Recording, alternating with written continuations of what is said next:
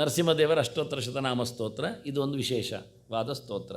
ಪ್ರತಿಯೊಂದು ದೇವರ 108 ನಾಮಗಳಿರುವ ಒಂದು ಪಟ್ಟಿ ಇರ್ತದೆ. ಕೃಷ್ಣಾಷ್ಟೋತ್ತರ ಶತನಾಮ ಸ್ತೋತ್ರ ಅಂತ ನಿಮಗೆ ಗೊತ್ತಿರ್ಬೋದು.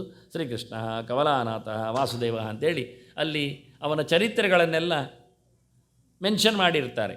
ಶಕಟಾಸುರ ಭಂಜನ, ಪೂತನ ಜೀವಿತಹರಹ ಅಂತ ಹೇಳಿಕೊಂಡು ಎಂತೆಲ್ಲ ಇನ್ಸಿಡೆಂಟ್ ಆಗಿದೆ ಅದನ್ನೆಲ್ಲ ಕಲೆಕ್ಟ್ ಮಾಡಿ ಸಣ್ಣದಾಗಿ ತೋರಿಸಿರ್ತಾರೆ ಗೊತ್ತಾಗುವ ಹಾಗೆ 108 ನಾಮಗಳಲ್ಲಿ ಅಂತ.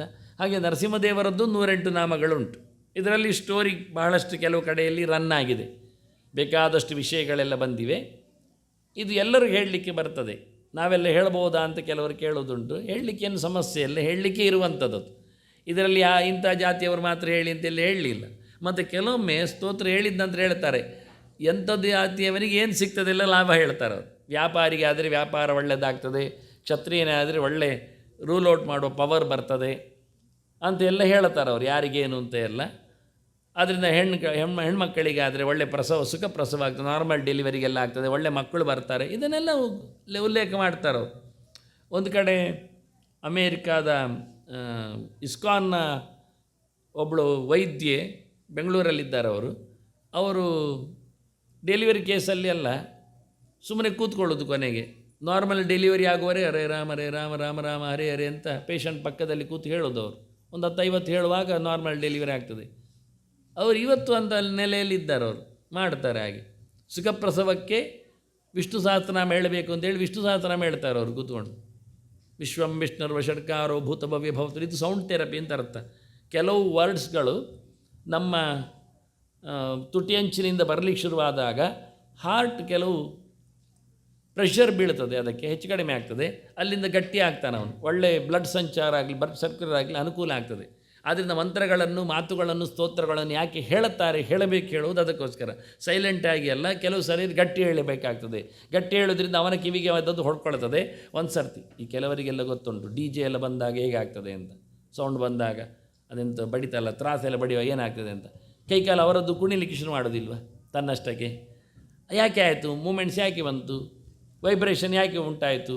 ಹಾಗೆಯೇ ಮೆಂಟಲಿ ಮಂತ್ರಗಳು ಮನುಷ್ಯನಿಗೆ ಹಾಗೆ ಕೆಲಸ ಮಾಡ್ತವೆ. ಸುಮ್ಮನೆ ಮಕ್ಕಳು ಸಹ ಮಂತ್ರ ಕೇಳುವಾಗ ಸುಮ್ಮನೆ ಮಲಗಿ ಬಿಡ್ತಾರೆ, ಕೆಲವೊಮ್ಮೆ ಕೇಳ್ತಾ ಖುಷಿ ಪಡ್ತಾರೆ.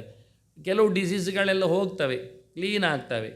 ಎಷ್ಟು ಚಂದ ಕೇಳಿದರೆ ಗಾಯಗಳು ಒಣಗಿ ಹೋಗ್ತದಷ್ಟೇ ಅಲ್ಲ, ಕಲೆಯೂ ಹೋಗ್ತದೆ. ಮದ್ದಿನಲ್ಲಿ ಕಲೆ ಹೋಗುವುದಿಲ್ಲ, ಆದರೆ ಇದರಲ್ಲಿ ಕಲೆಯೂ ಹೋಗ್ತದೆ. ಟಚ್ ಹೀಲಿಂಗಲ್ಲಿ ಮಾಡ್ತಾ ಮಂತ್ರವನ್ನು ಹೇಳ್ತಾ ಮುಟ್ಟಿಕೊಂಡ್ರೆ, ಆ ಪಾರ್ಟನ್ನು ಮುಟ್ಟಿಕೊಂಡ್ರೆ ತನ್ನಷ್ಟಕ್ಕೆ ಕ್ಯೂರ್ ಆಗ್ತದೆ.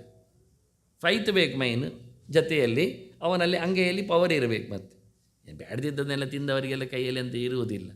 ಹಾಗಾಗಿ ಒಳ್ಳೆಯದು ಮಾತ್ರ ತೀರ್ಥ ತಗೊಂಡ ಕೈಯಲ್ಲಿ ಎಲ್ಲ ಅಂತಹ ಪವರ್ ಇರ್ತದೆ. ಹಾಗಾಗಿ ಇದನ್ನೆಲ್ಲ ಎಲ್ಲರೂ ಹೇಳಲಿಕ್ಕಿರ್ತಕ್ಕಂಥ ಮಂತ್ರಗಳ ರಾಶಿಗಳು, ಕಷ್ಟ ಏನಿಲ್ಲ. ಇದನ್ನು ಶೇಷನಿಗೆ ಅಂದರೆ ನೆಲವನ್ನು ಹೊತ್ತವನಿಗೆ ದೇವರು ಕೊಟ್ಟದ್ದು ಸ್ವಪ್ನದಲ್ಲಿ ಗಿಫ್ಟ್. ನೋಡಿ, ಸ್ವಪ್ನದಲ್ಲಿ ಕೆಲವರು ಮಾತಾಡ್ತಾರೆ ಹೇಳುವುದಕ್ಕೆ ಇದು ಒಂದು ಕಾರಣ. ಇಡೀ ಇದು 2 ಪುಟ ಇದೆ, 20 ಶ್ಲೋಕಗಳಿವೆ. 20 ಶ್ಲೋಕಗಳು ಒಟ್ಟಿಗೆ ಅವನಿಗೆ ಏಕಪ್ರಕಾರದಲ್ಲಿ ಕನಸಿನಲ್ಲಿ ಕಂಡದ್ದು. ಕನಸಿನಲ್ಲಿ ಕಂಡದ್ದನ್ನು ಮರುದಿನ ಬೆಳಿಗ್ಗೆ ಎದ್ದವನು ರಿಕಾಲ್ ಮಾಡಿದ್ದದನ್ನು. ಭಾಳ ಚೆನ್ನಾಗಿತ್ತಲ್ಲ, ಎಲ್ಲ ನರಸಿಂಹದೇವರ ಚರಿತ್ರೆಯಲ್ಲಿ ಬಂದಿದೆಯಲ್ಲ, ಇನ್ನೇನು ಹೆದರಿಕೆ ಇಲ್ಲ ಅಂಥೇಳಿ ಅವನು ನರಸಿಂಹಾಷ್ಟೋತ್ತರವನ್ನು, ಅಷ್ಟೋತ್ತರ ಶತನಾಮ ಸ್ತೋತ್ರವನ್ನು ಕಲೆಕ್ಟ್ ಮಾಡಿದ್ದ. ಅದನ್ನು ತಮ್ಮ ಮುಂದೆ ಕೊಟ್ಟಿದ್ದೇನೆ. ಅಂದರೆ ಎಲ್ಲ ಹೊತ್ತಗೆ ಹೇಳಿ ಸಿಗುವುದಿಲ್ಲ. ಗೂಗಲ್ ಸರ್ಚ್ ಮಾಡಿದರೆ ನರಸಿಂಹಾಷ್ಟೋತ್ತರ ಹೇಳಿದರೆ ಬೇರೆ ಬರ್ತದೆ, ಇದು ಬರುವುದಿಲ್ಲ. ಏನ್ಷಂಟ್ ಕೆಲವೆಲ್ಲ ಬರುವುದಿಲ್ಲ, ಸುಲಭ ಇಲ್ಲ. ಅದಕ್ಕೋಸ್ಕರ ಇಲ್ಲಿ ನಾನು ಅದನ್ನು ಫುಲ್ ಕೊಟ್ಟಿದ್ದೇನೆ, ನಿಮಗೆ ಪಾರ್ಟಾಗಿ ನೋಡಲಿಕ್ಕೆ ಬರ್ತದೆ ಅಂತ. ಟೋಟಲಿ ನಮಗೆ ಎಂಡೆ ಅಂತ ಕೇಳಿದರೆ ಸ್ವಭಕ್ತಾರ್ಪಿತ ಕಾರುಣ್ಯ. ಅವನ ಭಕ್ತ ಯಾರಿದ್ದಾನೆ ಅವನಿಗೆ ಒಳ್ಳೆ ಅವಕಾಶ ಮಾಡಿದ್ದಾನೆ. ಪ್ರಹ್ಲಾದ ನರಸಿಂಹದೇವರ ಭಕ್ತ. ಬೆಂಕಿಯಲ್ಲಿ ಹಾಕಿದರೂ ಏನಾಗಲಿಲ್ಲ ಅವನಿಗೆ, ಹಾವು ಕಚ್ಚಿಸಿದರೂ ಏನಾಗಲಿಲ್ಲ, ವಿಷ ಕುಡಿದ್ರೂ ಏನಾಗಲಿಲ್ಲ, ಬೆಟ್ಟದಿಂದ ಕೆಳಗೆ ಬೀಳಿಸಿದರೂ ಏನಾಗಲಿಲ್ಲ, ಊಟ ಕೊಡದೆ ಉಪವಾಸ ಹಾಕಿದರೂ ಏನಾಗಲಿಲ್ಲ, ನೀರಿನ ಮಧ್ಯೆಯಲ್ಲಿ ಡ್ರಾಪ್ ಮಾಡಿದರೂ ಏನಾಗಲಿಲ್ಲ ಅವನಿಗೆ. ನಾರಾಯಣ ನರಸಿಂಹ ಹೇಳ್ತಾ ಇದ್ದ, ಬಚಾವಾಗಿ ಬಂದಿದ್ದ. ಅದರಿಂದ ದೇವರ ಬಲ ಗ್ಯಾರಂಟಿ ಉಂಟೇ ಉಂಟು, ನಾಮದ ಬಲ ಉಂಟು. ನಾವದನ್ನು ಪಡೀಲಿಕ್ಕೆ ಪ್ರಯತ್ನ ಪಡಲಿಲ್ಲ, ನಿತ್ಯ ಹೇಳುವುದಿಲ್ಲ, ಮತ್ತು ನೆನಪಿಟ್ಟುಕೊಂಡು ಹೇಳುವುದಿಲ್ಲ. ಆದರೆ ಆಯಿತು ಅಂತ ಹೇಳಿಕೊಂಡು ಈ ಉಪ್ಪಿನಕಾಯಿ ಜರಡಿ ಕೆಳಗೆ ಬಿದ್ದರೆ, ಬಾಟ್ಲಿ ಕೆಳಗೆ ಬಿದ್ದರೆ ಗೋಯಿಂದ ಹೇಳೋದಿಲ್ಲ. ಹಾಗೆ ನಮ್ಮದು ದೇವರ ಹೆಸರು ಹೇಳೋದು ಸುಮ್ಮನೆ ಹೇಳ್ತೇವೆ ನಾವು.